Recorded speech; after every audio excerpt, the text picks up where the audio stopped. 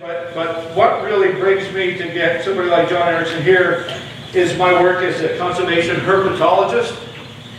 And for any of our wildlife species, the biggest threat to wildlife is loss of habitat. Second is fragmentation, cutting habitat into smaller and smaller pieces with roads and shopping centers, etc., so they become more isolated. And then lastly is degradation of habitat, whether that's a climate change thing, or whether that's chemicals, or whether that's lack of pollinators, whatever we do to degrade habitat. And in Vermont, between 1997 and 2007, we consumed 75 square miles of land. It's 75 square miles in a 10-year period. And this is a non-renewable resource. You know, and there's something wrong when we think we could just continue to consume and develop and pave over and make non-permeable that amount of land. Now, I suspect that rate has changed a little bit right now, maybe down a little bit, but even if it's 2 square miles a year, it's still a non-consumable resource, and eventually we're going to continue to degrade the function of our working ecosystems. Between 2007 and 2013, 75,000 acres of forest land were consumed. 75,000 acres. 35% of our wetlands in Vermont have been filled in or lost in some other way. We continue to lose 200 to 400 acres every year of wetlands. 32% of our reptiles and amphibians, near and dear to my heart, are listed as threatened or endangered, and one has been extirpated from the state and we don't know why. And as a member of the Reptile Amphibian Scientific Advisory Group, endangered species are going to continue to happen. It's not like we're just going to turn around and save them all. They're going to continue to pop up as we continue to consume and fragment habitat. I was once talking to a colleague of mine from Rhode Island, Chris Rathel, and he said that in Rhode Island, where eastern newts are now hard to find, eastern newts, you know, those red F's, those guys, we take them for granted here. It's because we still have big chunks of interconnected mosaics of habitat. But he said that in Rhode Island, we are 20 years to build out. And I said, what do you mean 20 years to build out? And he said, at the rate we're developing land in Rhode Island, we will have developed all non-conserved land. All non-conserved land in 20 years. Wow. I mean, that's a scary thought. And he went on to say, I hope you guys in Vermont can learn from what's going on in Rhode Island. So this is clearly not sustainable, and it's clear to me that if we wish to maintain wildlife, forests, agricultural lands, fully functioning ecosystems, our life support system, that these losses cannot continue and the forces behind the losses must be stabilized. Global human population for one, resource use per person, that doesn't mean we can't shift it around and raise the resource use in other parts of the world where they really need to have it. But our resource use just can't continue to go up and up per capita. So, an economic model that depends on perpetual growth in those areas, population and resource use per person, it's clear to me, is not sustainable. And that is the economic model that we have, and that leads us to ecological economics. And our speaker today is an ecological economist. So he has knowledge of both ecology and money and how to move money around. Dr. Jon Erickson is the Blittersdorf Professor of Sustainability Science and Policy at the Rubenstein School of Environment and Natural Resources at the University of Vermont. He has published widely on climate change policy, renewable energy economics, watershed planning, and the theory and practice of ecological economics in Vermont and around the world. He has been a Fulbright Scholar, President of the U.S. Society for Ecological Economics, and an Emmy Award-winning documentary filmmaker. I checked out some of your films online, Jon. A pretty impressive list of films that he's put together. So, will you please welcome Jon Erickson.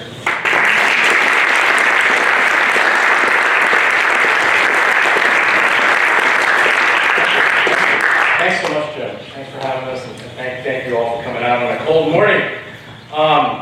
So, Jim's giving the talk. Any questions? I guess I'm going to sort of go full circle back to where he has begun and bring it back to Vermont. But this is such an odd talk in so many ways because it's the thing that we know will make the most difference, but the thing we never talk about, right? This thing called economic growth. We know that if we dial it back, slow it down, maybe even go the other way, what we call degrowth. All the things that we want are possible. Yet we're so addicted to, dare I say, the religion of growth. Great place to talk about the religion of economics, my field. We're just... So I'm really excited to be invited to talk about challenging the so-called conventional wisdom that we can grow forever. Or challenging the wisdom that growth will solve the very problems that growth has created. Which is, as an ecological economist, has me scratching my head all the time. So, quickly, you know that we live in the Great Acceleration, right? So this sort of post-war period, you don't need to see the details of these graphs, just know that they all look like hockey sticks, right? On the left are the socioeconomic trends, population hockey stick, gross domestic product hockey stick, foreign direct investment, trade, all of these things, especially since World War II, are on steroids, okay? My parents were born in 1943 and 1944. In their lifetimes, okay, both still alive and well, in their lifetimes, global population has more than tripled, global gross domestic product has grown 12-fold, and foreign direct investment, the movement of capital all around the world, has grown a mind-boggling 18,000 plus times over. Just in my life, I just recently turned 50. And in my life, population has doubled, the economy has quadrupled, and global trade has grown by 10 times. And just in my life, we've lost half of all wild animals. Okay? So hockey sticks, right? On the left, socioeconomic trends, and on the right, the Earth system consequences, right? When we grow, so does carbon dioxide, so does nitrogen, right? So does loss of fresh water, so does loss of habitat, all of the things that Jim was referring to here in Vermont. We know that growth causes degradation and depletion. And so to stop degradation and depletion, guess what we do? We try to grow, right? So that we can afford something different. So I want to break my talk into two parts. Part one is this fairy tale of the econocene. Okay, the econocene is a phrase that one of my mentors, Richard Norgard, uses a lot to talk about the reduction of all social relations to market logic. Right? It's a cultural epoch. Right? It's this time we live in, right, where the economic values have completely pushed to the side all of our social values. As contrasted with the geological epoch that we often now call the Anthropocene, right? This geological era that geologists are claiming that we now live in of a human-dominated planet. One's a fairy tale, a story that we tell ourselves, and one is the reality of those hockey stick diagrams. So in part one, I want to take on the fairy tale that resource exhaustion is just an event, not a catastrophe, okay, which is the reigning logic in my field of economics. I want to take on the fairy tale that green growth, right, growing more efficiently, can actually solve some of these problems. And I want to focus on the climate crisis.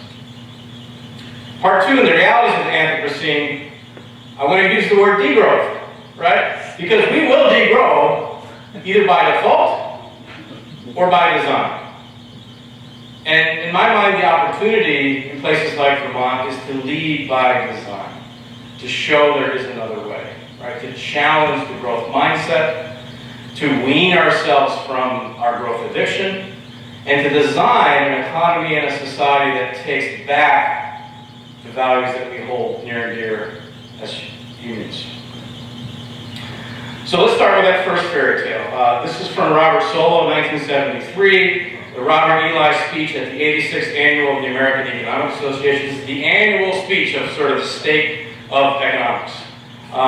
Solow went on to win a Nobel Prize in 1987. He is sort of the father of modern growth theory, MIT professor, and he said, the world can, in effect, get along without natural resources.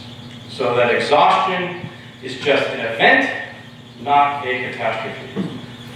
Now, he said this kind of tongue-in-cheek to talk about the sort of assumptions that economists make about the growth model, right? That exhaustion is no big deal because we will forever and ever substitute away from the environment and towards human-made capital. So that exhaustion is just an event, but not a catastrophe. So let me back up. Here's why that statement is wrong. Here's why that statement is a fairy tale. Here's why the idea of resource exhaustion is not a catastrophe, both for us and for all the species that we share this planet with, is wrong. So in my world of ecological economics, we are obsessed with energy surplus, right? Energy surplus makes the world go on. Okay? The solar energy surplus, when we were hapless bands of hunter-gatherers roaming the planet, right? We lived off the solar surplus.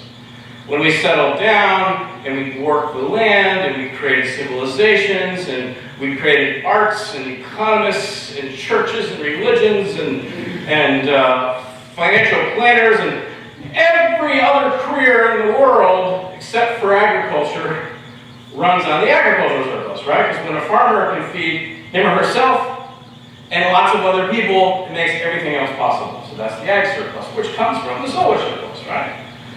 And then the real magic was these things called fossil fuels, right? Because it really allowed us to create the entire edifice of the modern economy because of the energy captured in this liquid magic, the fossil fuel surplus. Okay, that's what makes the economy run. 85% of the world's energy today comes from fossil fuels. This is the magic. This is why the growth miracle of the 1800s, the 1900s, the great acceleration of my parents' generation has occurred. This is what the economic system looks like. Okay? This is the model of how the economy runs. The economy takes energy and materials, uses them, whether it's products or services, doesn't matter, and out the other side comes energy and material, waste. Right? This is a figure, a very simple diagram, that unlike any diagram at the beginning of any introduction to economics books, actually obeys the laws of thermodynamics. Okay? This obeys the laws of physics, right? That first law that energy and matter cannot be created or destroyed, right? It doesn't go away when you use it. It becomes always and everywhere waste. And the second law says that things go from high usefulness to low usefulness, from low entropy to high entropy, right? This simple model obeys that. And that's the foundation of ecological economics. To simply take the box, the economy, and put it inside the circle. My whole career, just simply been that. No secret here. Put the box inside the circle, not the circle inside the box. Okay, this is ecological economics.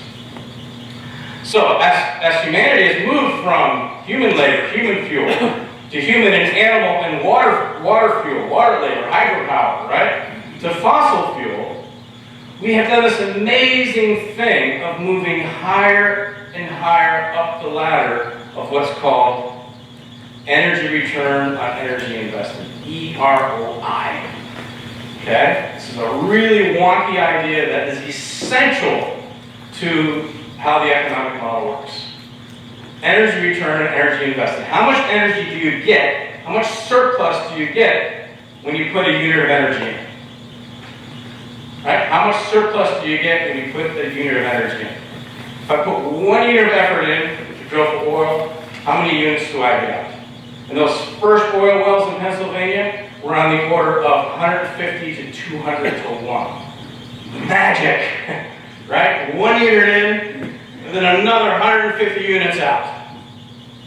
Okay? The new oil wells that we are creating, or going back to the old oil wells and fracking and getting what's left, we're talking maybe 5 to 1. 1 unit in, 5 out.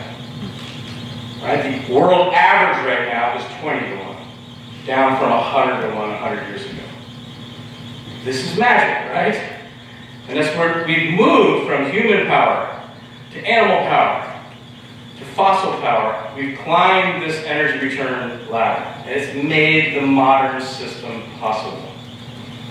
And we are, in my generation, actually in my kids' generation, hit the peak of EROI and are on the downhill slide now.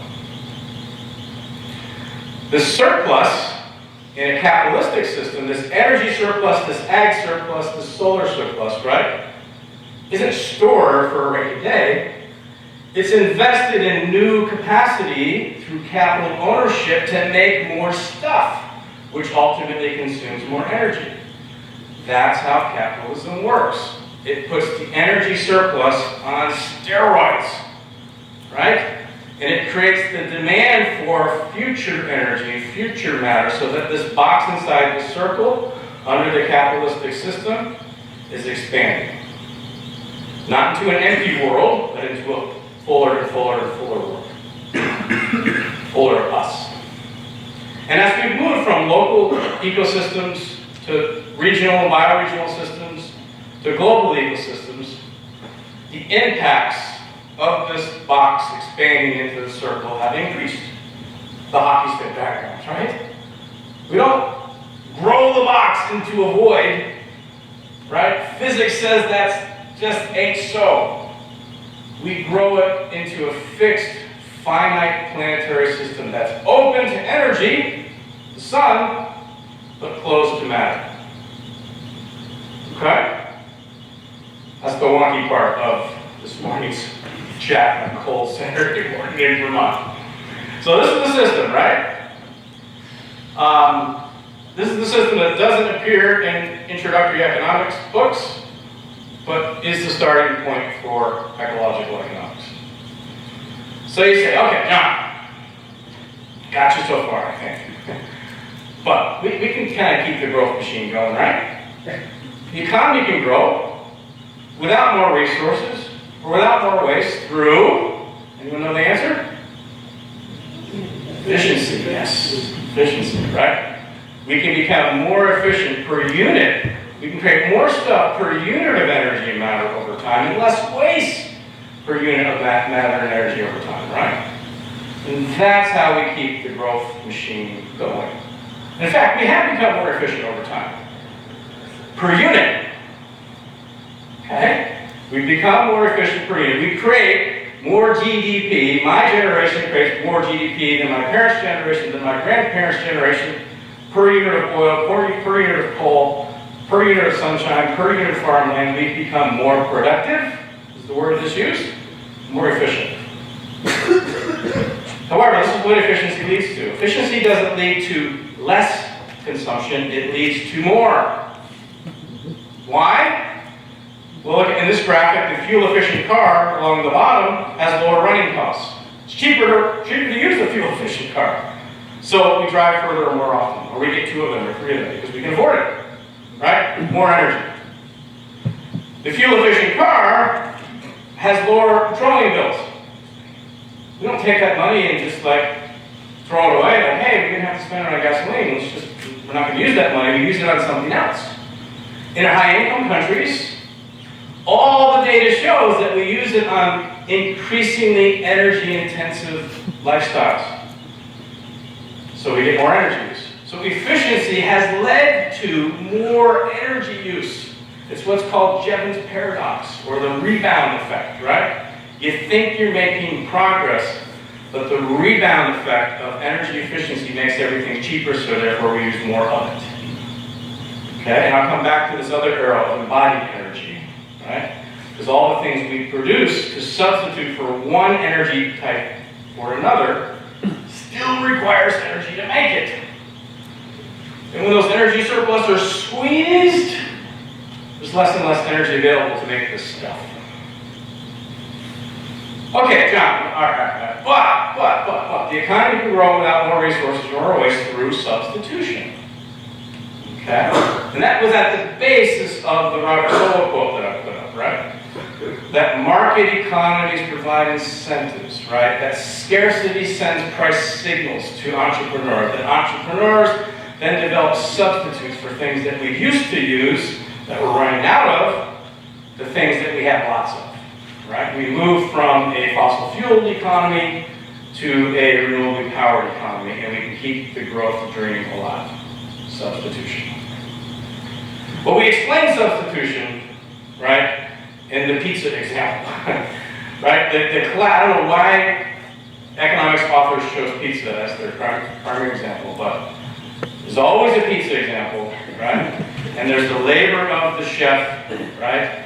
There's the capital of the pizza oven, and then there's the ingredients of the dough and the tomatoes, and then they never mention, but I'll mention the energy to run the whole thing. Okay? Energy and matter to create a pizza, I hope you would agree, are complementary to everything else. You can add more chefs and create more pizza. You can add a bigger oven and create a more efficient oven and create more pizza, right? But you always and everywhere, guess what you need? Energy and matter, right? Energy and matter, and this low entropy energy matter, right? The gold of fossil fuels is always and everywhere complementary to the economic process. Substitution ain't gonna work. It helps us get through binds and get through sort of relative scarcity or bottlenecks, right? But ultimately, substitution falls apart. And this is what's happening. This is a graphic from a colleague, Tim Jackson, an economist in the UK, who's done a lot of work on thinking about, can we have prosperity without growth? And he's plotted here the energy return and energy invested in Canada. Okay? Until recently, we imported a lot of our energy from Canada. Okay? Canada and Mexico, two of the big energy exporters, still to this day. And as we climb this graph, we see that through technology, through capital investment, through education, right, through new engineers, we found ways, right, to get to higher and higher and higher energy return on investment. That's what that y-axis is. Higher and higher energy returns on investment.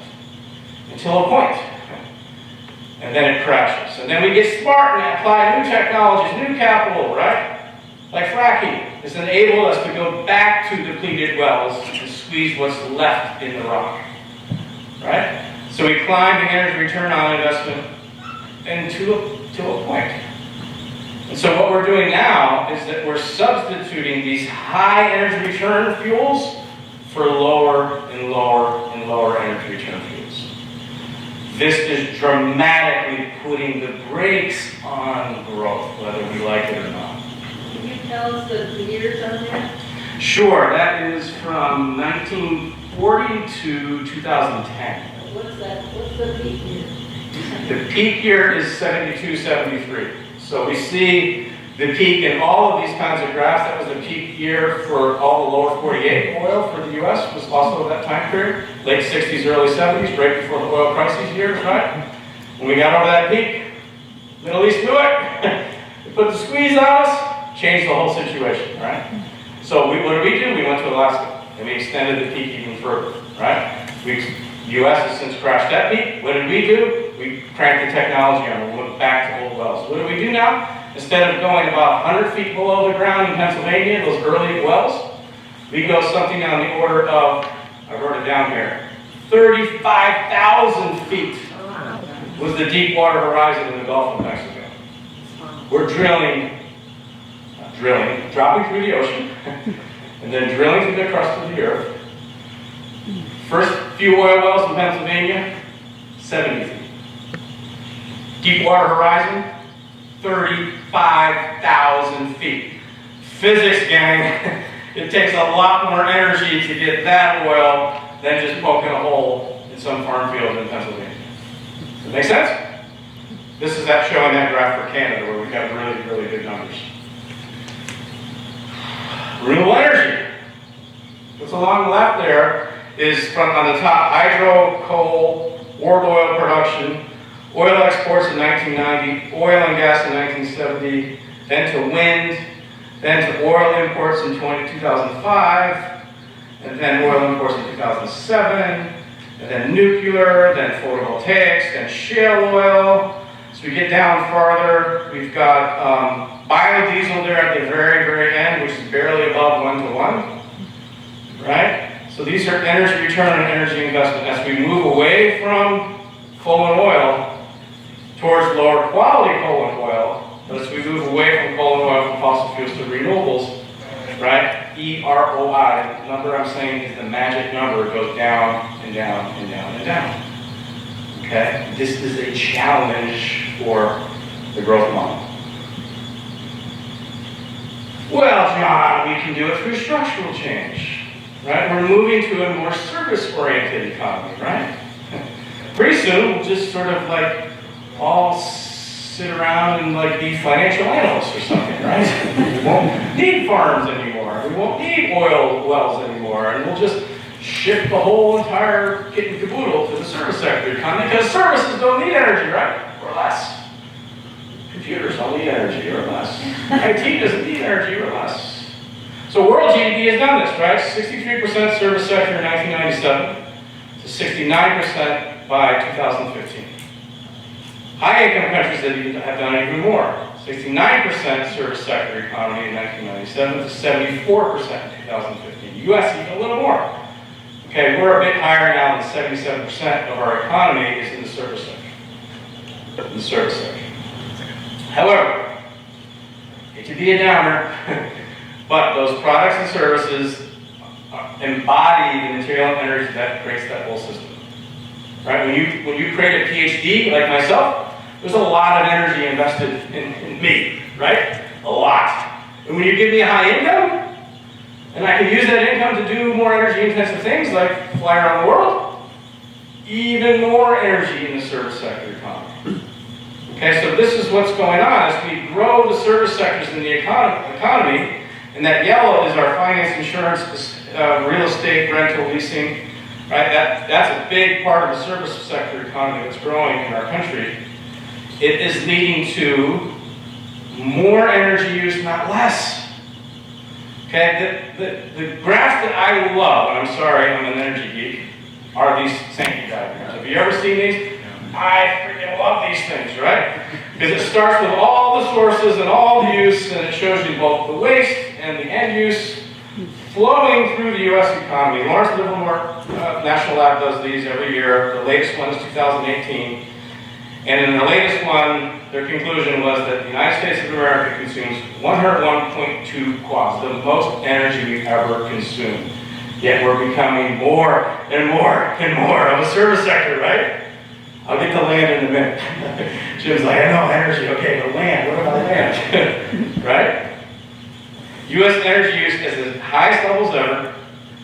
101.2 quads is the equivalent to 810 billion gallons of gasoline. If you put a human being on an exercise cycle for 8 hours a day and measure how many kilowatt hours that human being can produce, okay? Each of us today, on average, in the United States of America, has 415 human beings working for us from all that energy. It's pretty cool, huh? Did you know that? You're an average American, and you guys look above average to me. Average American, you have 450 people working 8 hours a day for you in energy terms. In a service sector economy. Remember that. Land. If you didn't see this, you've got to check it out. Bloomberg, 2 years ago, July 31st, 2018, took the latest USDA land cover data, and they plotted out the lower 48. Each of these squares is 250,000 acres of land, and they just sort of said, what's the dominant use for that particular square? Okay? So you see up here in the northeast a lot of forests. Over there in the Adirondacks, a lot of blue, special use, which includes parks. Right? So you got pasture rangeland, forest land, cropland, special use, military bases, golf courses, parks, wilderness areas, miscellaneous, mines, roads, a whole bunch of stuff, and then all the urban uses.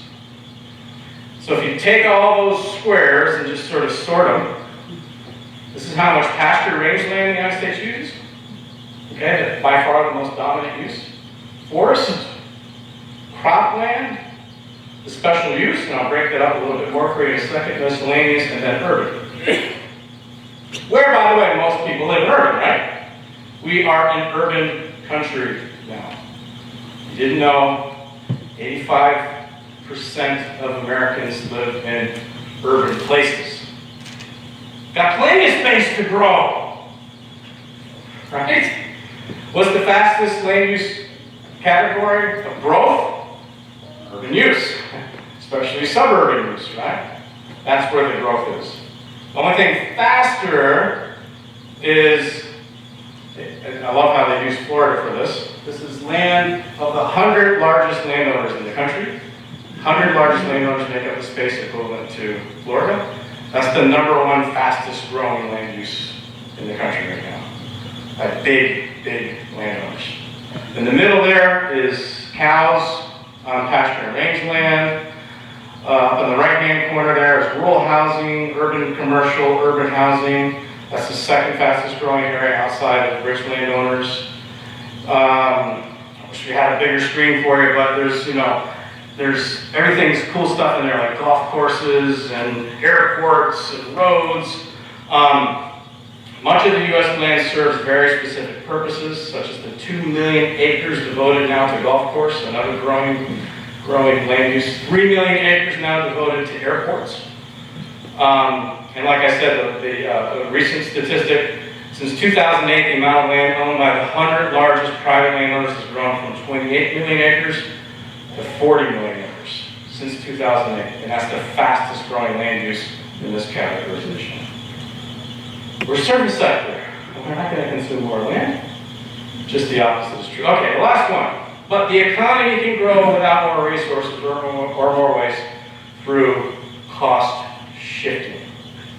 There are benefits to growth and there are costs to growth. And to keep the growth model alive, especially in rich countries, we shift the costs of growth onto other people, other generations, and other species. This one's true. You can keep the growth model going by shifting costs. That's the only thing that's keeping the growth model alive right now. We call this in economics market failures, right? If the market doesn't account for all the costs of an economic activity, right? The so-called social costs or environmental costs of growth, well, then we just have to figure out how to regulate those costs or price those costs and bring them into the market system. Everything will be fine, right? No problem. Market can fix market failures. Ecological economics points out that no. Cost shifting is not market failure. It's a market feature. The capitalism system does not work, cannot work without shifting costs. Okay, capitalism and colonialism have gone hand in hand for a reason, right? And the growing environmental costs are occurring because that's what the system needs to perpetuate itself and distort it. Growth is fueled by the extraction of these surpluses, by exploiting the people, by exploiting government, and by exploiting the environment. And full internalization, what we talk about in economics, right? We can internalize these costs. Any honest assessment of full internalization of the ecological cost, the social cost, the carbon cost, would bring growth to an end. It's not a market failure, it's a market feature. Okay? I can give you thousands of examples, I'll give you two. Great book out by Raj Patel, The Value of Nothing. He went through the math of calculating the social and ecological true cost of a McDonald's hamburger? Any numbers out there? Shout it out. You can get a McDonald's burger for what? I don't know, $1 or $2? $26.80. $43.21. Any higher estimates? It's like Price is Right. 75. Higher? 99. 99. Higher? All right, lower. $200. Wow. That's what you'd have to pay to buy a McDonald's hamburger if you paid for the true cost of that burger. $200. Will the growth model work at $200 burgers? Nope. I don't know. All right, so let's do this for the world. So just one company. A company called True Cost, that one of my graduate students helped found, based out of the UK. They did this report a few years back called Natural Capital at Risk.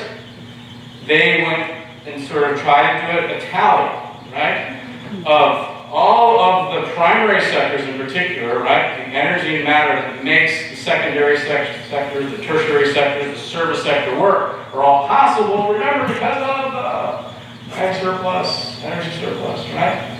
So they said, all right, this is what undergirds the growth system. What are the true costs of that? So they added up the costs from greenhouse gas emissions, water use, land use, air pollution, land and water pollution, solid waste, including hazardous, not hazardous, nuclear, right? And they did this analysis of 1,000 global primary production sort of industry regions. They did this by region. All of those primary producers, those 1,000 of them, are responsible for about 13% of the global economy, global GDP. That sits at the basis, right, of manufacturing, at the basis of the service sector, of the basis of higher education, everything, right, requires that 13% to make everything else possible. None of the top 20 region sectors would be profitable if they incorporated the full costs, so-called externalities, right? The top, and then this is important to note too, the top 100 of these sectors, regional sectors, so like the coal sector in the United States, right? Or the dairy farming sector in the Northeast, right? None of the top 100, the top 100 account for, you gotta really, if you've nodded off, pay attention for a second, okay? The concentration of the impact is a really important thing. Top 100 account for 85% of the land use impact, 92% of the water use impact, 87% of the greenhouse gas impact, 81% of air pollution impact, 86% of land and water, and 99% of the waste impact come from the top 100. Look at that top 100, which is the base of everything else, so you can't take the service sector off the hook, because the service sector doesn't work without the primary sector, right? That's where it is. That's where the impact is. It trickles through the rest of the economy. So they created a big model called an input-output model, extended input-output model work that I do, and they sort of connected the dots to both the impacts, the depletion, and the degradation. And they found that this base of the economic pyramid would go bankrupt if you charge it for its true cost. Okay, so how do we do it? Check. Resource exhaustion is an event, not a catastrophe. Myth? Yeah. Reality? Okay, how about green growth? Green growth can solve the climate crisis. All right. Lots and lots of this. Green growth is kind of the new fairy tale of our time, really since the 1987 Rutland Report, the Our Common Future Report, which really sort of coined or really defined this idea of sustainable development. Rutland Commission, Sustainable Development Goals now, that we're committed to by over 190 countries in 2015. The Organization of Economic Cooperation and Development, OECD countries, the United Nations Environmental Program, the World Bank, basically the entire UN infrastructure, right, is depending on green growth to get us to our climate targets in particular. Emission scenarios that are put out by the Intergovernmental Panel on Climate Change all assume, across the board, 3% annual GDP growth for the world. Okay? That's the growth in my lifetime. Remember, I just turned 50. Last November. In my lifetime, we've been averaging about 3% GDP growth for the planet. That has quadrupled the size of the world economy. Okay, so that's the expectation under the IPCC scenario. So we can't get off growth. That's the unquestioned assumption. Right? They don't even like do sensitivity analysis. Well, what if we had smaller growth or zero growth or negative? No. That's not allowed. 3% GDP. Okay? Of course, our current federal administration is this delusion of 4%. I don't know what the numbers are, they float, but we've been hitting, 2.5. I think we hit 3.1% in one quarter recently. Global economy will be 4 times the size in 50 years under 3% growth. I mentioned that in my lifetime under 3% growth, we've lost half the number of wild animals on the planet. A whole other UN study predicts that under these kinds of growth by the end of the century, we won't just lose numbers of species, we will lose 1 million species will be extinct under that growth scenario by the end of the century. But IPCC, Intergovernmental Panel on Climate Change, which we all like to cite, I do it myself, right? The global consensus on climate change, at 3% growth per year, says that we can hit our targets, right? You know our targets? 2 degrees Celsius is what the world's governments have agreed to. We'd like to get to 1.5 degrees Celsius if we can. 2 degrees Celsius is what we're agreed to. That's what the Paris Agreement is built on. Even though all the commitments on the Paris Agreement won't get to 2 degrees, but that's another story. We get to 2 degrees under growth scenarios by decoupling, efficiency, green growth, right? We decouple the economy from the environment. I know it's the day after Valentine's Day. I'm not talking about like decoupling, like breaking up with your boyfriend or your girlfriend, right? Decoupling is breaking the growth from its impacts and its resources. The arrows in and out of my box, right? Okay, so this is the graph from the UN Environmental Program that lays out decoupling natural resource use and environmental impacts from economic growth, the name of the report. This is the sort of philosophy of meeting the 2 degrees Celsius threshold. Human well-being is the top graph. That'll continue to grow exponentially. Economic activity is the next one. It'll continue to grow exponentially. Resource decoupling, right? The matter, the materials, the matter and energy, the in arrows will break from economic activity, right? Relative decoupling says you break, but you don't go like this. You sort of grow at a rate less than the economic system. So that's the red graph and the blue graph. And then impact decoupling, which is what the IPCC scenarios assume, right? Is that we can grow the economy, grow human well-being, and run greenhouse gas emissions the other way, under 3% annual growth per year. With zero evidence that we've ever done that before, right? But if we just get the incentives right and do the shift to these lower EROI fuels, we can do it without ever questioning the machine, the engine of the growth model. Great paper that I sent to Jim by Jason Hickel from the UK and Professor Callas from Barcelona, Spain.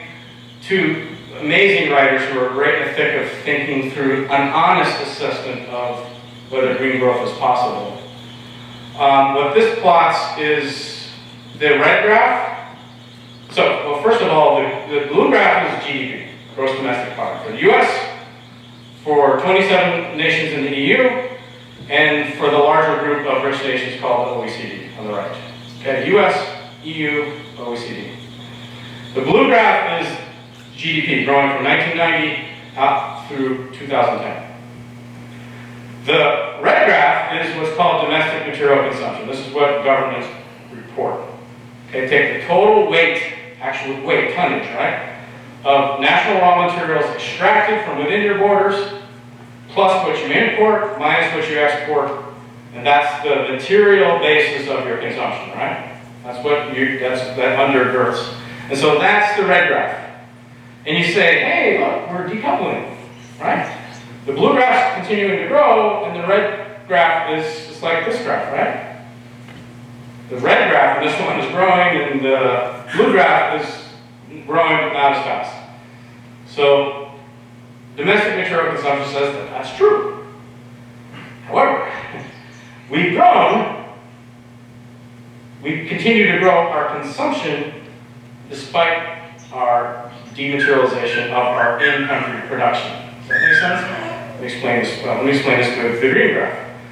If you calculate the material footprint, okay, this is how much matter and energy is required to support our consumption, right? That's the total resource impact of consumption by nation. There is zero evidence of decoupling.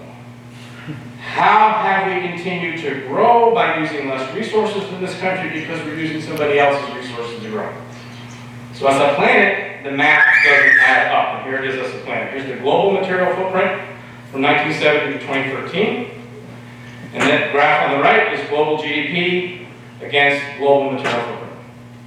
So the rich countries are running around saying, we are decoupling, we're dematerializing, right? We're doing that through trade. Remember how much trade has grown? Remember how much foreign direct investment has grown? Right? At planetary scales, there is no evidence of decoupling. If you go all the way back to 1900, global extraction and consumption of materials has increased 8-fold. Right? There's in fact evidence in the last decade that it's speeding up. Why?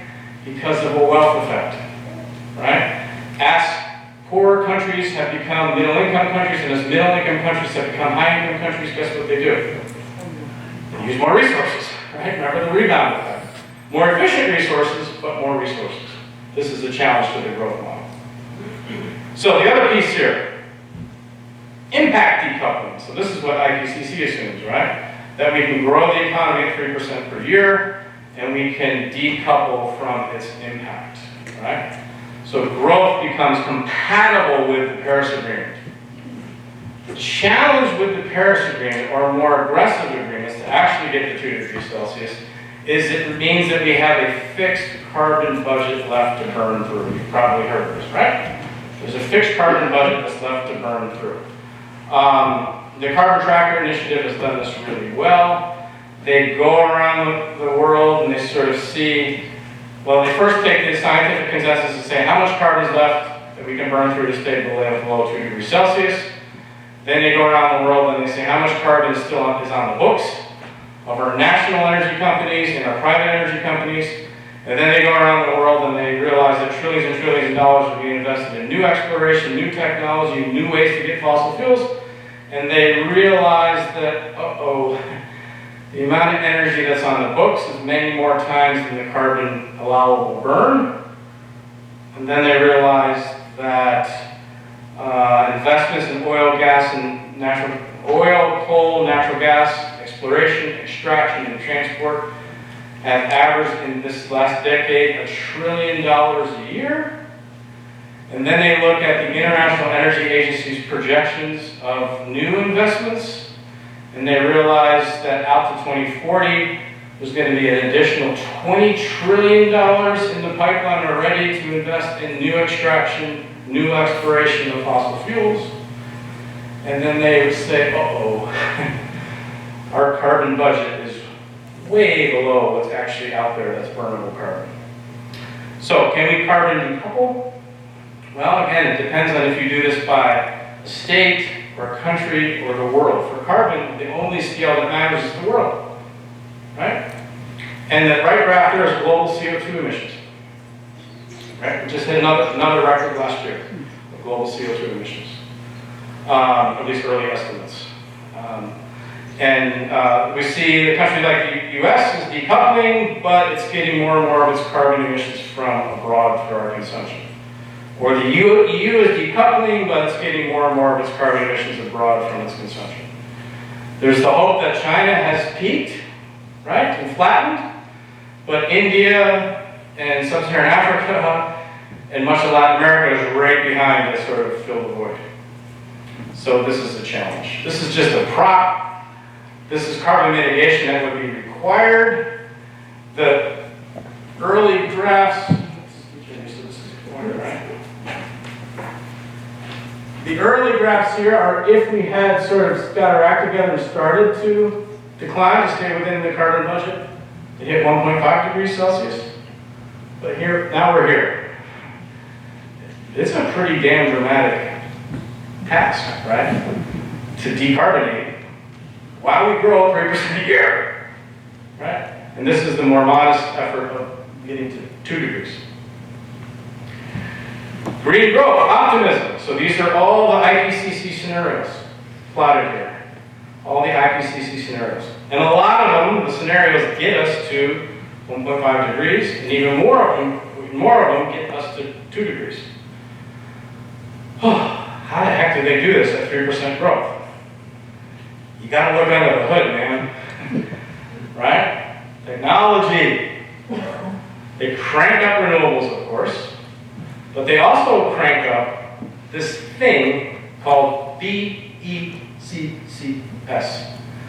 IPCC 5th Annual Assessment, 116 mitigation scenarios with a chance, they do 50-50 odds, with a chance of staying below 2 degrees Celsius. All stabilize emissions by growing GDP. My question, of course, and the theme of this talk is this a fairy tale? Nearly all rely on BECCS. Bioenergy with carbon capture and storage. Yet there's only one demonstration project at scale doing this. To actually get to a system where we get negative emissions, okay, by harvesting and burning wood for energy and then capturing those CO2 emissions on site and sinking them into the ground. That's what's assumed under all of these scenarios. You have to have large tree plantations, back to land, Jim, 1 to 2 times the size of India. By 2040. Not just plant it, but plant it, burn it, sink it on site. What kind of freaking fantasy world are we living in? This is a huge, huge controversy within the climate science community, right? This assumption that makes each of these optimistic scenarios work. If you look at decoupling studies, which our colleagues Jason Hickel and Professor Callis have done in this article that just came out last year, all of these decoupling studies that they reviewed, every single one of them, right, doesn't allow for slow growth, no growth, or degrowth, right? They all assume that we have to continue growing. And they go through great lengths to get to the 2 degrees Celsius, right, by assuming crazy assumptions on technological improvements. If GDP grows at 3% a year, at a minimum, then decoupling will require 7.3% a year, which is about 7 times faster than it ever has been in the history of the world. This is a challenge. So, Donnell Meadows said it best, Dartmouth professor, one of the lead authors of the 1972 Limits to Growth study. She said, growth has costs as well as benefits, and we typically don't count the costs, among which are poverty and hunger, environmental destruction, and so on. The whole list of problems that we are trying to solve with growth, what is needed is much slower growth. Very different kinds of growth, and in some cases, no growth or negative growth. The world's leaders are correctly fixated on economic growth as the answer to virtually all problems, but they're pushing it with all their might in the wrong direction. Right? The wisdom of Donnell Meadows. Okay, check. Green growth can solve the climate process. Fact or fiction? Myth or reality? There's a lot of optimism built into these models. Chris, you took off your optimism button. Okay. Sorry. Part 2, realities of the Anthropocene. Then we'll really roll our sleeves up and think about how can we do degrowth by design. First degrowth by default, you're probably already getting a sense that there's a lot of doubts out there that the growth model can continue, will continue. And the real challenge is that if we assume that it will continue and hit limits willy-nilly, a lot of people are going to get hurt. A lot of vulnerable people are going to get hurt, right? Whereas if we have an opportunity to make the transition, make the transformation, get off of our growth addiction, maybe we could do this in a way where well-being is broadly shared and maintained. Is it possible? My parents' lives haven't been all that bad. When they had me in 1969, they had way less per capita consumption, right? Way less income, way less everything. And they lived in a world with half as many people. So, this is the system we're in, the Anthropocene, okay, where we're taking every last little bit of space, if we can do it. Back to that Tim Jackson article, so this is the growth rate in the Rich Country Club, OECD, per capita GDP, from 1966 to 2016. 66 actually is the year of peak GDP growth for our country. We've never hit that rate since. You can see the trend. Okay, she's plotted this in a moving trend, an average trend, year-to-year trend, but the trend of the rich countries, growth is going down, down, down, down, down. This is labor productivity growth. Labor productivity continues to increase, but the growth rate is in precipitous decline. Okay, each new unit of labor is making less in growth terms than the last unit. Okay, making more, but the growth rate is slowing down, slowing down, slowing down. It's in precipitous decline. Zooming into just the UK, and you can kind of really look under the hood here and get an idea of what Brexit's all about. Labor productivity growth in the UK, up and up and up and up, peak, and has crashed. Okay? The United States has been able to keep up much, much more than the UK, mostly because of a foreign policy to get the world's energy to our shores. And then this is the gap between U.S. labor compensation and productivity. You've probably seen this in one form or another, it's always in the news. So this is cumulative growth in labor productivity. Cumulative, the growth rate slowing, but cumulatively we're becoming more and more productive. Each new unit of labor can make more stuff per person, right, per worker. Yet, you know the story. Cumulative growth in the wage rate has been flat ever since 1972-73, that magic year again. What's going on here? Where is those gains in productivity going? Any Senator Sanders fans out there? 1%? There we go, thank you, all right. Come on, we know the story, right? So it's going like, so the gains, the payment to the inputs of production have to, if it's not going to wage, where's it going? It's going to profit. It's going to interest. It's going to the capital class, right? This is what's making the model continue to work. And as a result, the post-income tax shares of the top 10% and top 1% in the US from 1935 to 2015 looks something like this. And it's even worse in 2019. Okay, the red graph is the 1%, and the blue graph is the top 10%. So we know where it's going.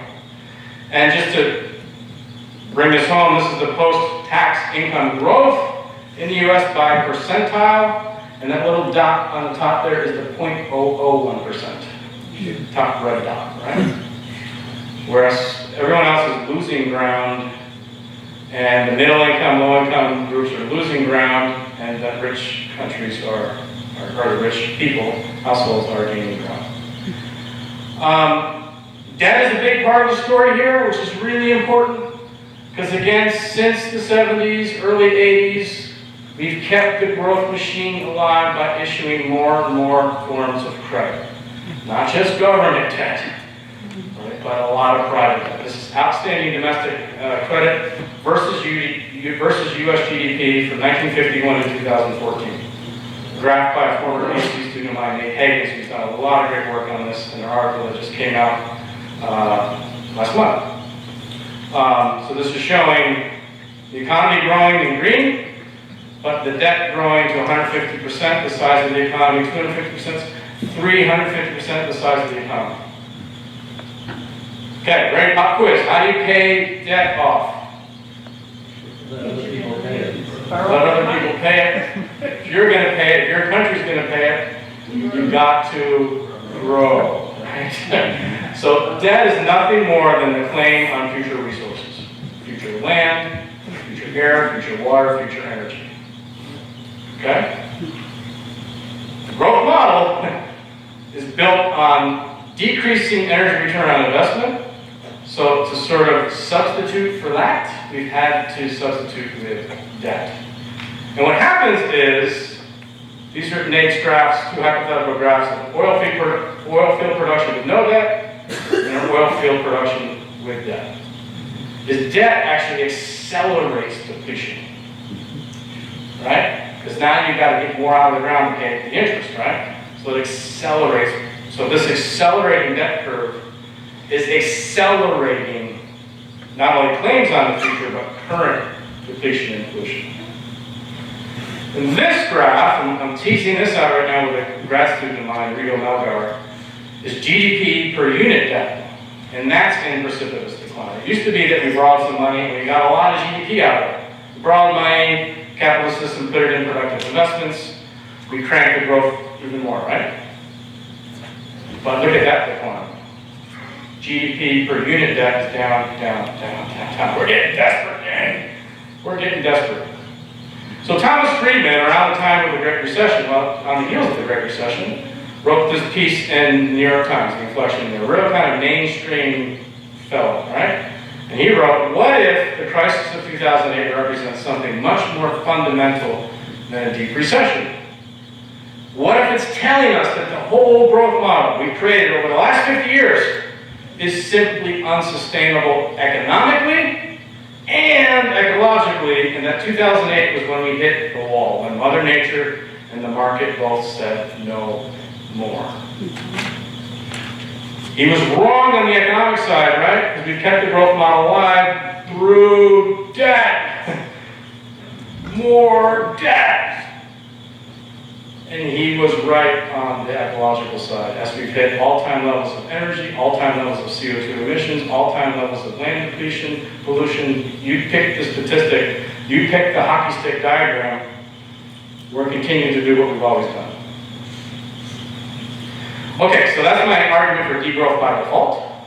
Right? We're gonna, like to some point, we're not gonna pay off the debt, or the system's gonna fall under its own weight, or I know we've been saying this for a long time. We found creative ways through substitution, through efficiency to kind of keep the growth model going. The latest way has been through massive global debt. So the last piece of this is degrowth by design. The positive part of the talk.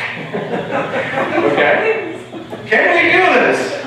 Can we degrow? If we tackle it head on and stop this BS fairy tale that growth that caused all the problems will solve all the problems. Can we get politicians to stand up at a stump and call for a steady state economy in Vermont? Whew.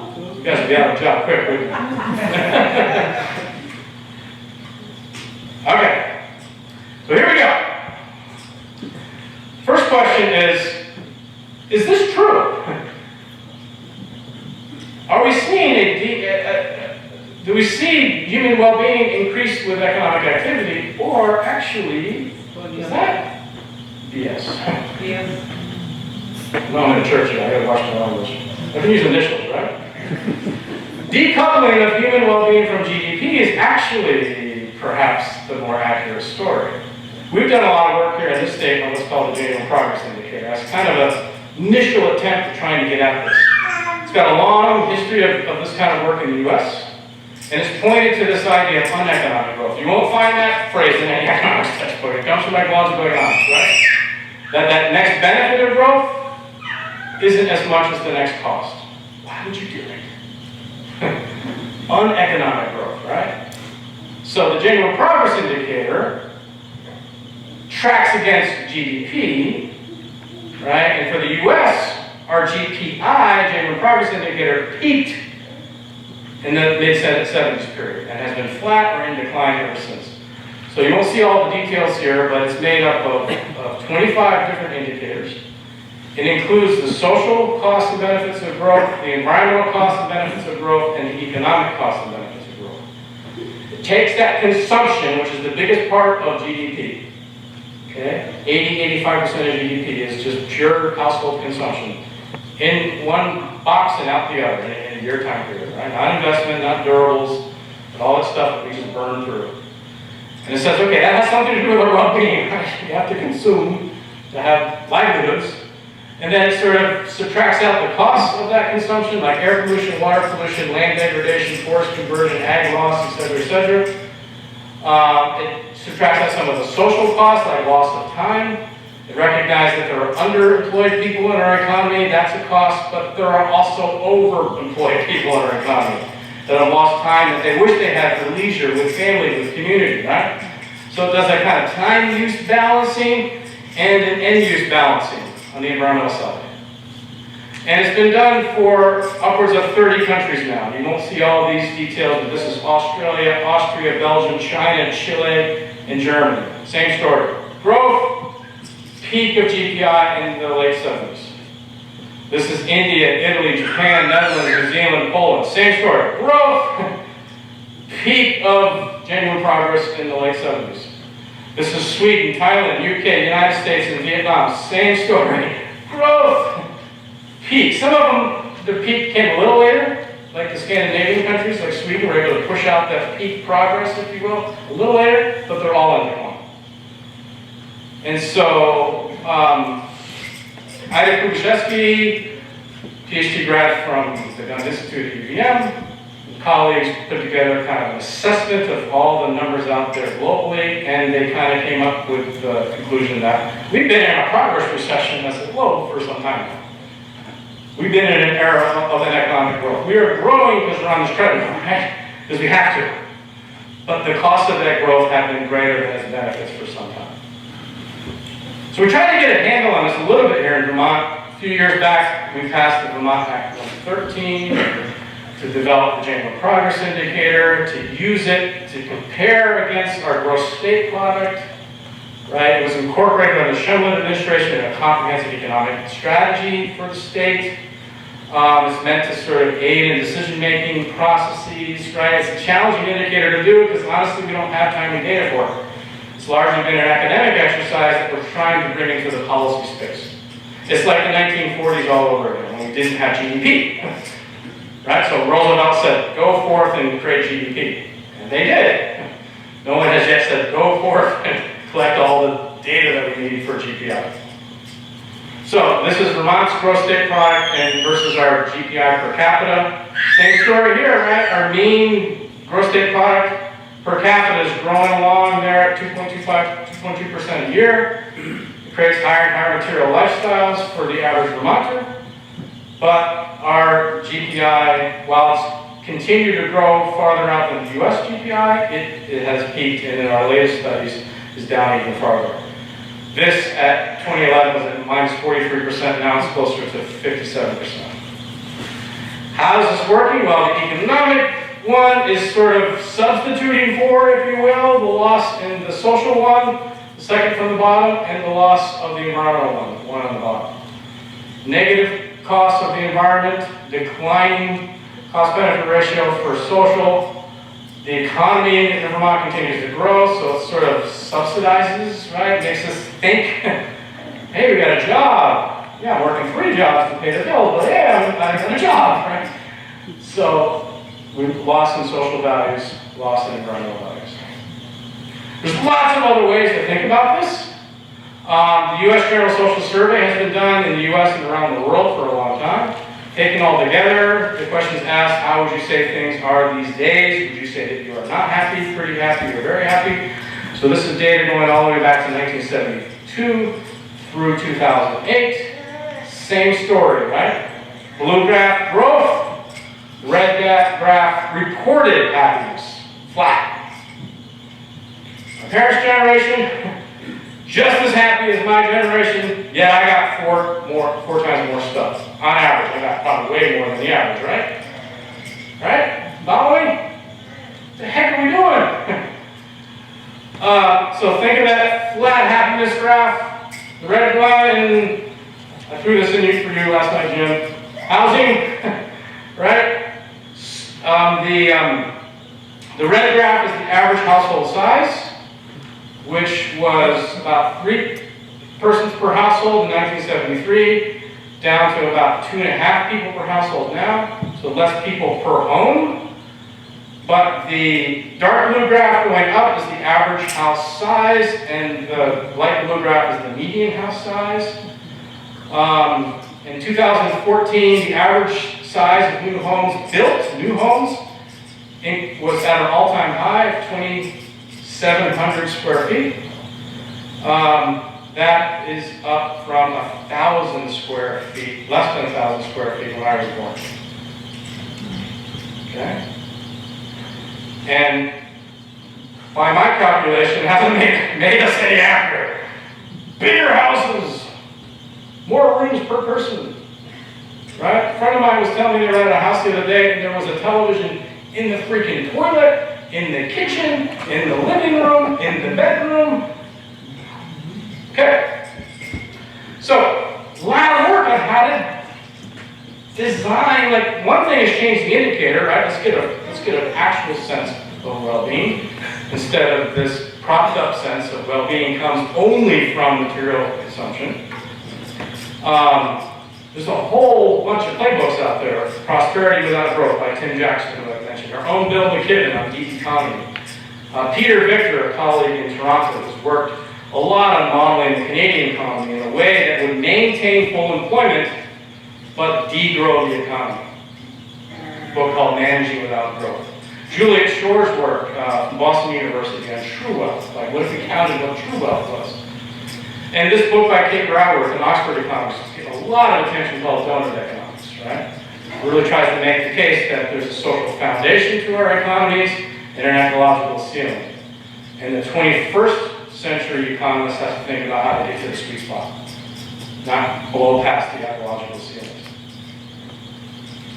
So a smooth economic downscaling to a sustainable future where we can live better with less is a quote from Professor Callis from Barcelona, who's one of the preeminent degrowth scholars right now. This is what he defines as sustainable degrowth. Sustainable degrowth. And some ideas from his scholarship and others from the degrowth community, right? We're hosting a degrowth festival here as part of US Degrowth Network in August, actually up at UDM, at Burlington more broadly. And some of the ideas from that scholarship include work sharing to redistribute gains from productivity.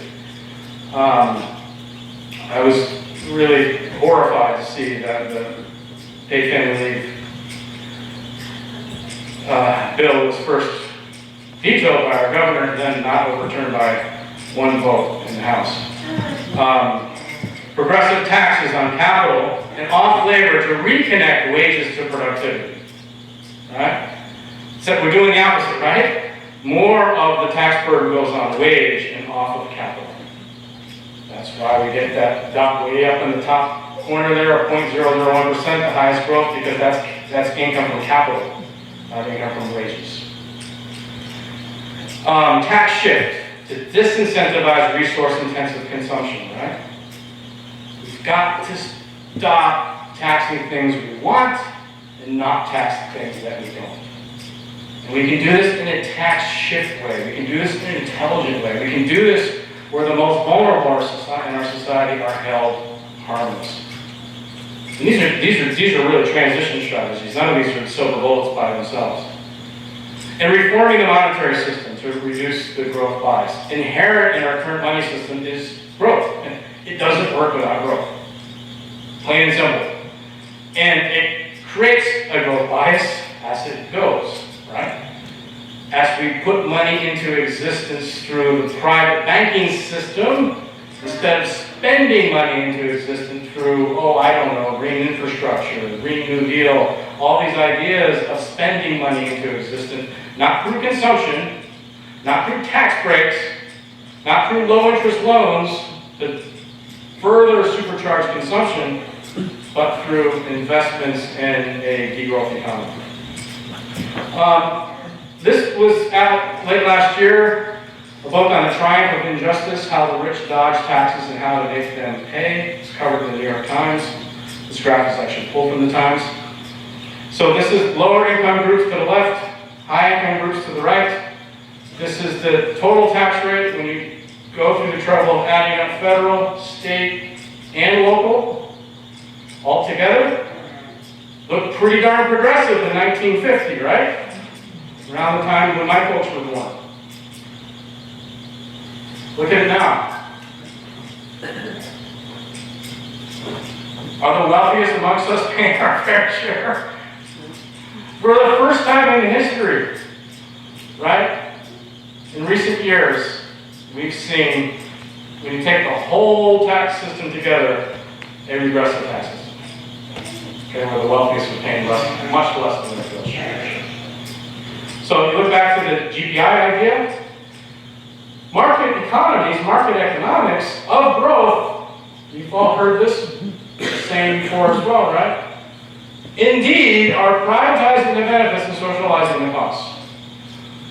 All of the costs in the GPI dial we all share, right? We share in declining water quality of Lake Champlain. We all pay that cost, right? But the few who get to impose that cost get the benefits. Right? We all share in the depletion of energy resources.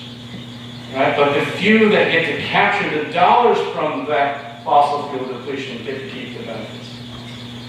So we know that this is what the system was designed to do. Under degrowth by design, a lot of great work is happening about how can we maintain full employment by time shifting, time sharing, time valuing, actually valuing non-market activities, right? Valuing household work, valuing care work, valuing time in your community, right? And creating the space for those kinds of values. It's not that we don't have to stop growing in quality of life. We just have to stop growing in the quantity of life, right? The consumptive quantities. And under degrowth by design, you know, the thing to get started on right away is the reduction in these massive social inequalities that we haven't seen since a few years before the Great Depression. This would improve well-being across the board and address the climate crisis. Here's a number from that, the graph from that great book by Wilkinson and Pickett called The Spirit Level, out in 2001, where they sort of assessed all of the social and health, environmental dimensions of inequality. And so what this graph shows you is low-income inequality on the left, countries with high-income inequality on the right, and that dot in the top right corner there is the USA. And then this is their index from worse to better, better on the bottom, worse on the top. And this is the index of health and social problems. And so they went through and looked at life expectancy, math and reading literacy, infant mortality, homicides, imprisonment, teenage births, trust, obesity, mental illness, social mobility. The countries with the worst inequality also have all the other crap.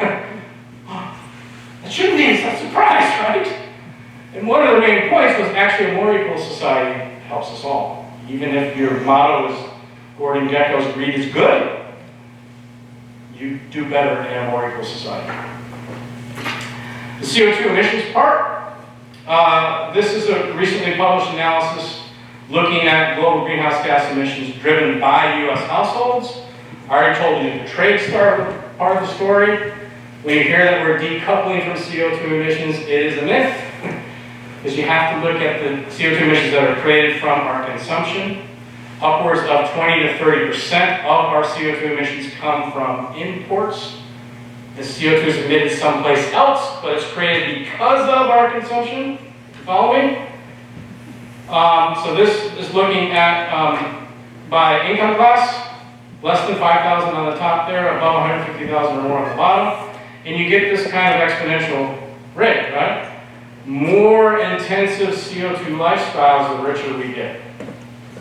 Okay, so like the yellow bar is transportation. More and more CO2 from transportation, not because the rich are driving more, but because we're flying more, right? So if you think about squishing these social inequalities, you also get an amazing run to the middle for our CO2 emissions. So inequality is really, there's no silver bullets out there. I think Bill McKibben said there's silver buckshot, right? This is one of the pebbles in the silver buckshot. Growth by design and bioregional skills. Like what can we do in my community of Ferrisburg, or in UVM's community of Burlington, or our community of Vermont, right? While we're waiting for these larger system changes to happen, either by default or by design. It's really not rocket science, I'm sorry, but planning. The P word. We have to plan. We have to do good, comprehensive planning, right? We have to think about planning for slowing growth. We've called it for a long time smart growth, but that's the kind of green growth idea, right? But we have to do comprehensive planning, master planning at the local level, right, in Vermont. Not just zoning, but planning. Where do we want things to go? How do we want things to be? That old dilapidated house could just be renovated and repaired and put in the use of some of the low-income family. Why do we have to build that new one over there, right? How do we plan comprehensively for a joint energy, water, food system? How do we plan it around? We've talked a long time about watersheds. Vermont is really pushing the conversation about food sheds. We now got to start really thinking about energy sheds, right? How do we plan? How do we become energy grid owners instead of rate payers, right? That would go a long way around getting rid of NIMBYism in this state, right? How do we sort of become part of the transformation that we want to see? It's not going to happen through the sort of magic forces of the market. It's going to happen from people getting together in rooms like this all over Vermont and planning. Recirculating income. There's a lot of great work to think about communities, the revenues and costs of the community as a leaky bucket. Okay? Some of this work comes from Michael Kingsley at the Rocky Mountain Institute. This image of a leaky bucket, right? So our communities leak out dollars all the time, right? When we have inefficient buildings, right? And we're really good at this in Vermont with our old building stock, our heating the outdoors. Maybe some of you do it, right? That money, especially if it's heat through fossil fuels or even heat through wood, right, is money wasted. Is money that could be recirculated within your economy. That's a big, big leak that can be plugged in our bucket. Instead, we want to change zoning laws. We want to use subsidies, right? We want to do handshake deals, right? We want to bring jobs into our community instead of keep the ones we have, right? We want to fill the bucket with more revenue sources instead of plugging the leaks in the bucket, right? Fantastic work out there that shows cost to community services, right? Especially in rural communities and in suburban communities. Each new unit of growth, each new housing lot that's developed, creates less tax revenue than it costs the taxpayer. Degrowth! That's uneconomic growth, not economic growth. So coming to terms with that is a big part. Common assets, right? Owning things, or better yet, stewarding things as trusts, our land, our water, our air. Okay, we've got great traditions in this state of land trusts, right? Maybe less participation of broader segments of our community than I'd like to see, but the vehicles of land trusts or community land trusts is really the gold standard, right? Or community-owned energy systems is the gold standard, right? These are things that help us bring the scale of the system back into the aspirations of what it is to have a good life. Land value taxes. Separating the tax of the land versus the building, right? This has been around since Henry George's time, right? The best-selling book in the 1890s was a book by Henry George, right? Called Poverty and Progress. Is that right? Really sort of thinking about land taxation as one of the main mechanisms for consolidating development instead of spreading it out. Shared ownership of capital, shared ownership of business. Another thing we can be proud about here in Vermont is really taking the lead on employee-owned companies, right? And moving to that next phase of community-owned companies, right? Because if you can see the impact of your investment dollars in your backyard, you will make different decisions. Whereas if it comes in your quarterly statement, in your retirement plan, Christian and I have talked about this, how do we create opportunities for investment in Vermont that you can see, instead of investments far away that you see, but only on this piece of paper that comes once a quarter, and you have no agency whatsoever to influence those decisions. And community-based bonds, community-based ways of investing. And we do this through schools, but we need to think beyond just school bonds, right? What was the name of your bond that you were floating? Freedom and Unity bonds, right? Leaning into our state's model, right? Thinking about ways to keep some of those investment dollars local and build infrastructure, build productive capacity, not have our money just go to consumption. So, those are some thoughts that I thought I'd seed a conversation with, half-an-hour conversation with, on degrowth by design.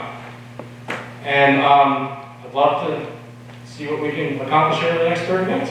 Thank you.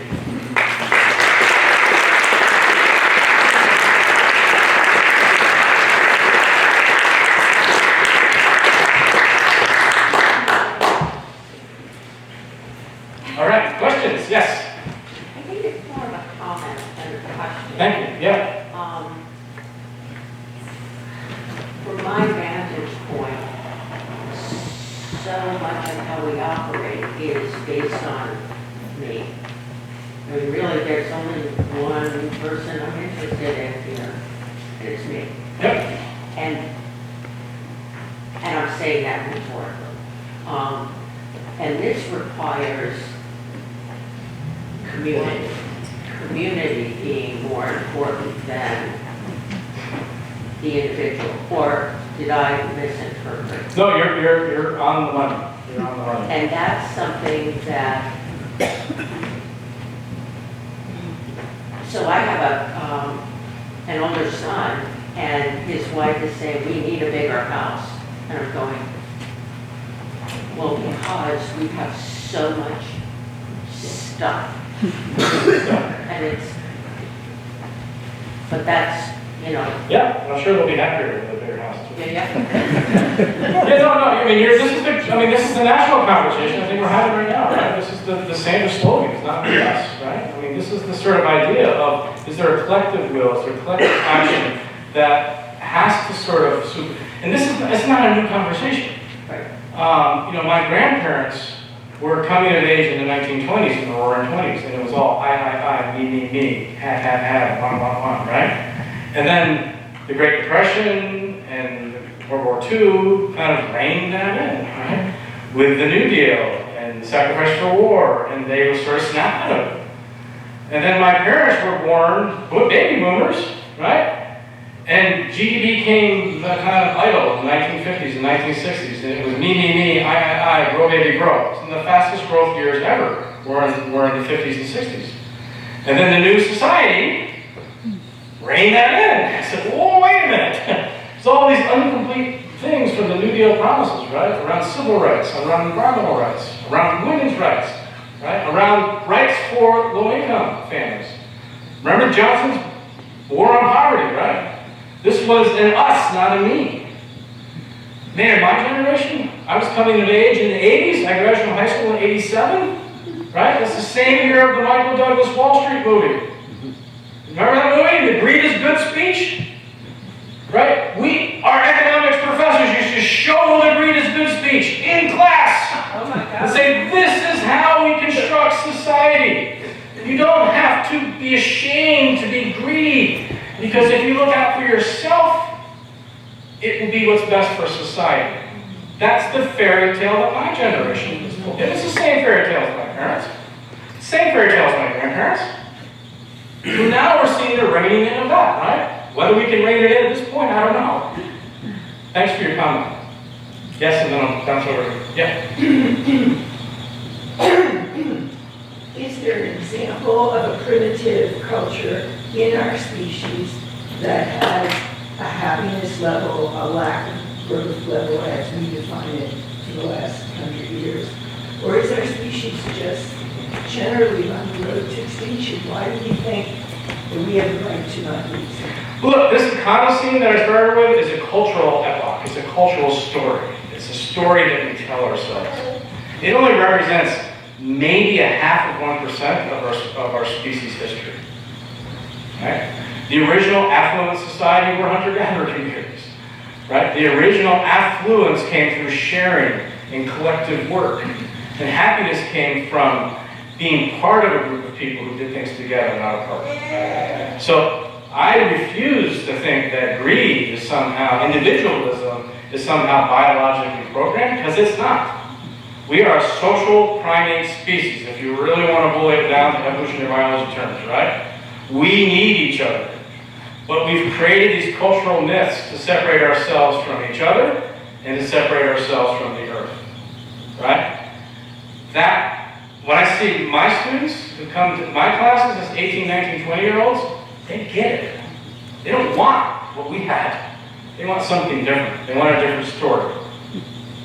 So, it's about telling a different story. Yeah, Jim? Well, I just wanted to comment on this woman's concern that we are so self-focused rather than looking at the community. But I think one handy way to address that is to talk about children and grandchildren. I mean, that's still selfish in a way, but let's consider what their lives are going to be like, our children, our grandchildren, etc.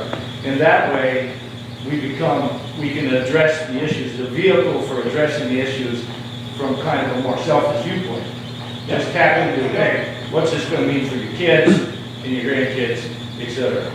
I've been working on climate change, policy, economics, science since 1992. I've been at this for a little while. And I've never seen a phenomenon like Greta Thunberg in all that time. And it is the power of looking at the next generation in the eye, and for her to say to us, how dare you? How dare you steal my future? So I think that's the reality check that we're in right now. Whether we can pull it off, I'm not sure. Yes? So a lot of these hockey stick graphs are based on population growth. And currently in the United States, the population growth is even. We're not growing. And in Vermont particularly, our population isn't growing. What effect is that having? I don't understand how people are building all these houses and the population isn't growing. Well, it's growing in places. It's growing in... But if it's growing in some places, then it's So not growing. population growth, we continue to grow. It's just been relatively flat growth. And given my talk, if you buy any of it, we should be shouting for joy and saying, this is an opportunity to reinvent our system, right? With maybe a stable population, or maybe even, we're aging for sure. Growth is slow for sure, but growth is really hot in places like Chittenden County and really slow like the Northeast Kingdom. I get that, that's for sure, right? As a country, yes, we are still growing, but through migration. And again, like, I read an editorial in California recently, they were like, our populations are slowing, our population growth is slowing, this is an economic disaster. I read an editorial in China. Chinese population is expected to peak within 10 years. This is an economic disaster. Italy, population is in decline, this is an economic disaster. We gotta change the narrative. This is an opportunity, right, to get to a stable size for our population, to take care of our aging population. That's the biggest growth in Vermont, is retirees either staying here or coming here, right? To plan for stability or degrowth rather than keep pouring the water in the bucket through subsidies, through payments, through this false narrative, right, that the only way to solve our problems is through growth, including population growth. It's hard. It flies in the face of conventional wisdom, 1000%. But none of these things of reversing any of those hockey sticks is possible without it. Yes, sir. Then I'll go back to you. In the red, yeah. Well, first, thanks for a great presentation and for important work that I think we don't talk about enough. I own a small business here in Vermont, and I am conflicted by the fact that I see our modern economy on a collision course with our essential ecology. That said, I also observe when I speak with my CFO the enormous benefit of the company having economic expansion from year to year as it experiences growing costs and as it tries to address the growing aspirations of the people who work with the company. And I'm not sure where I go with all of this in a way that feels responsible to my essential ecology and to the aspirations of the people who work with me and maybe my banker. And there's all these kind of conflicting tensions. Yeah, so we live in a growth system. Everything you say is, we live in a growth system, right? Prices, inflation's low, but prices go up. Costs go up. Healthcare costs in particular go up. So your employees and us college professors, we want our annual raises to keep up, right? We want to grow. So most of my talk is about the macro sense of growth, right? Not the micro. At the micro level, some things will grow while others shrink, right? All the hopes and wishes and fairy dust is not going to save coal jobs in Kentucky and West Virginia. In fact, coal jobs in Kentucky and West Virginia under the Trump administration continue to hemorrhage, right? So in that situation, it's the easier thing, right? It's to say, are we going to save jobs in failing industries, or are we going to support jobs in maybe growing industries? There's going to be growth in some and decline in others. There's going to be growth in certain parts of our country and decline in others. The aggregate has to stop growing.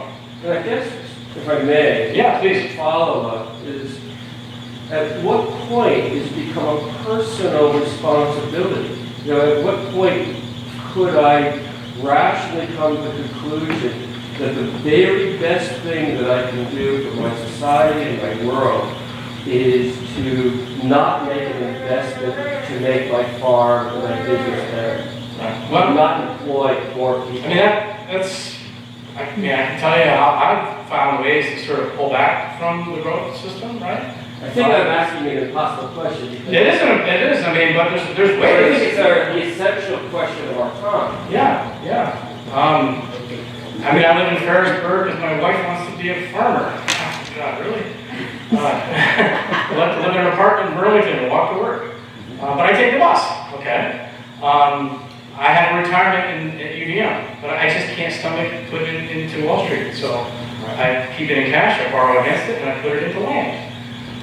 There are ways to sort of pull yourself from the growth economy, right? But yeah, this is the point though. It's not going to happen.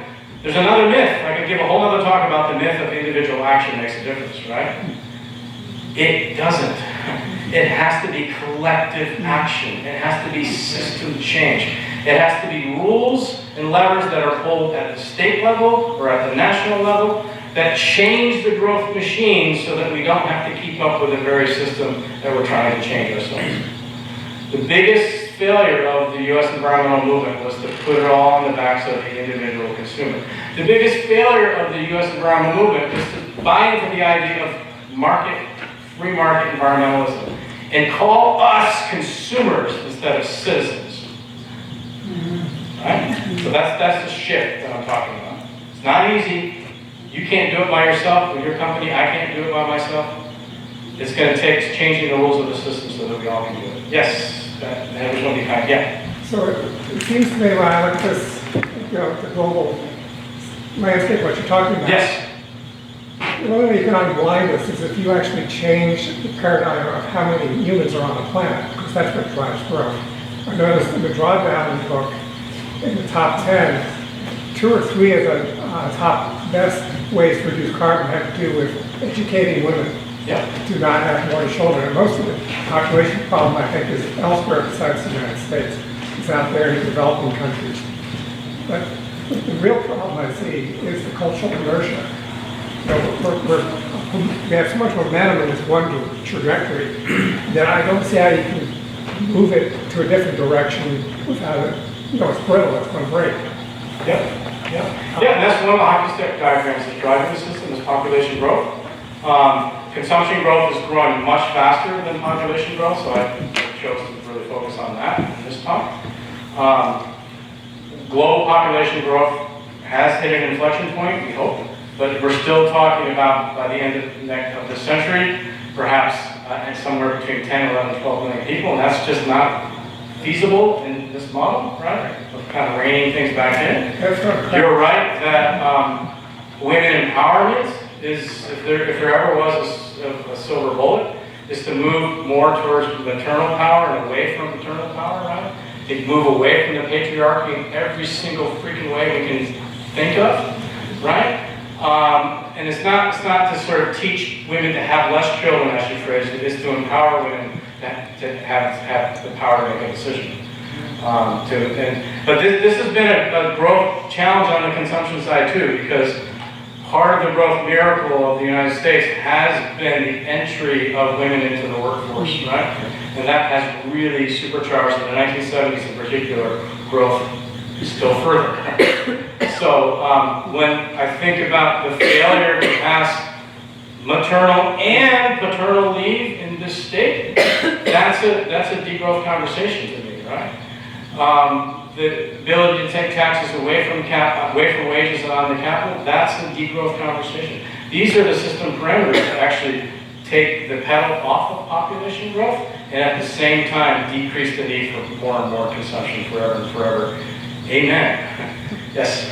I have a question about how you sell this, because you spent an hour and a half telling us this complicated thing. How do you put this into a package so that policymakers, people at the government level, buy into this? Because it's the exact opposite of, as you say, of what we've been taught all this time. Yeah, I mean, it's frustrating because none of us happening fast enough or far enough, but like with the GPI legislation, it wasn't a silver bullet, but it changed the conversation.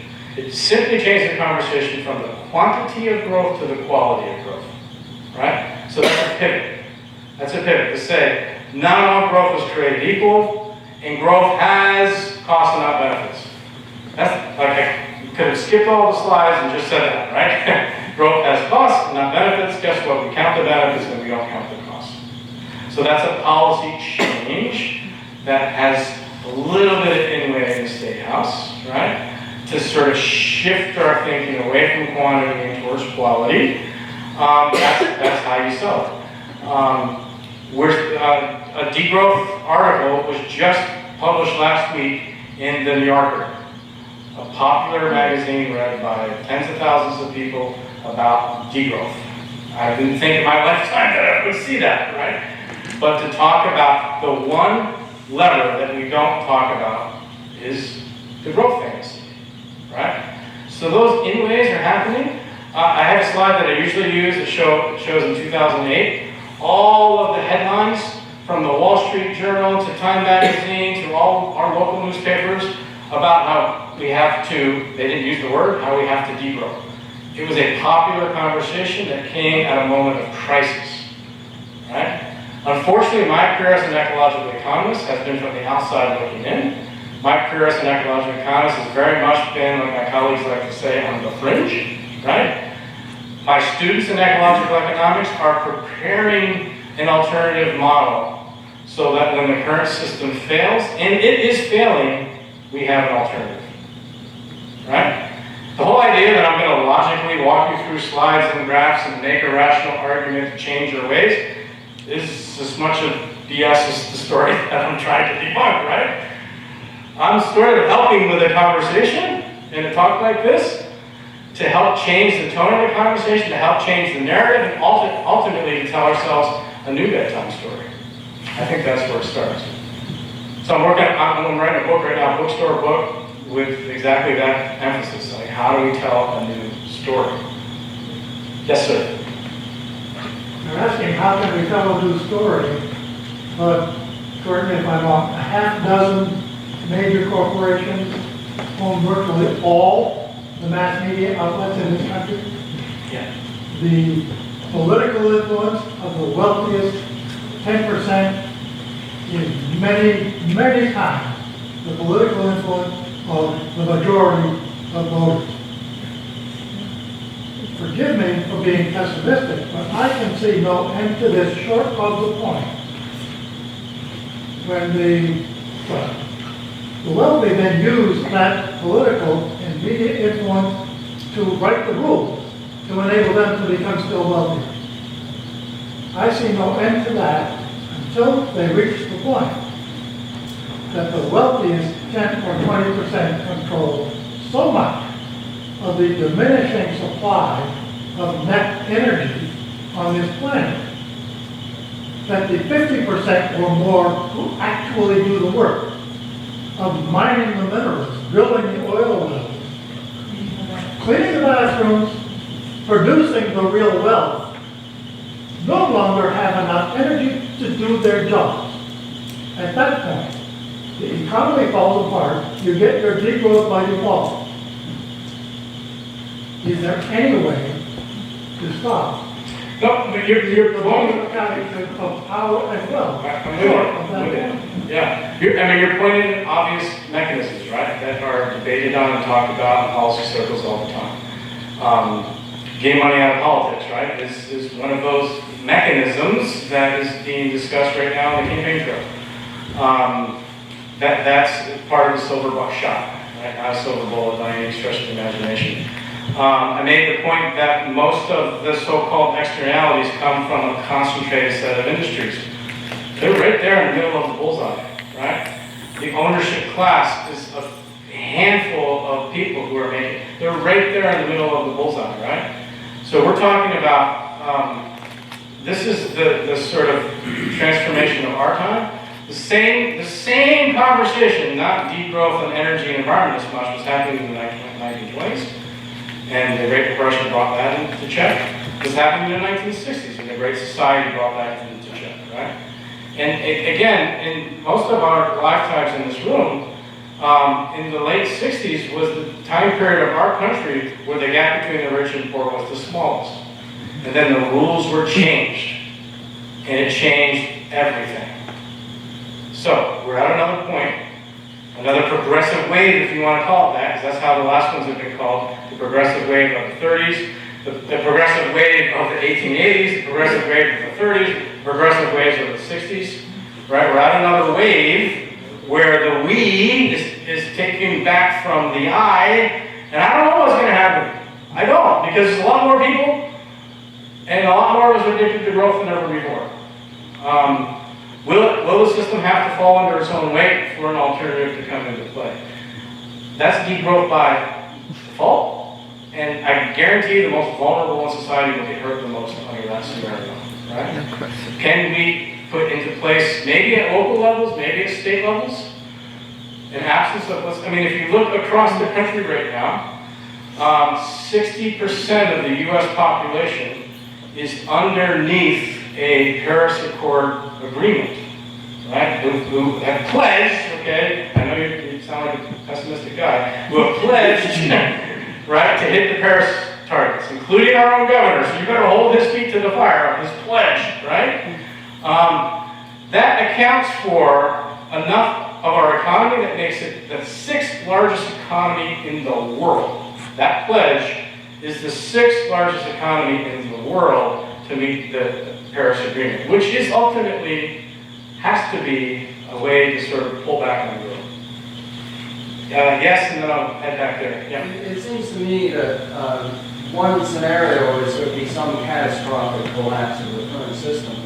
A more likely scenario, it seems to me, is piecemeal failure.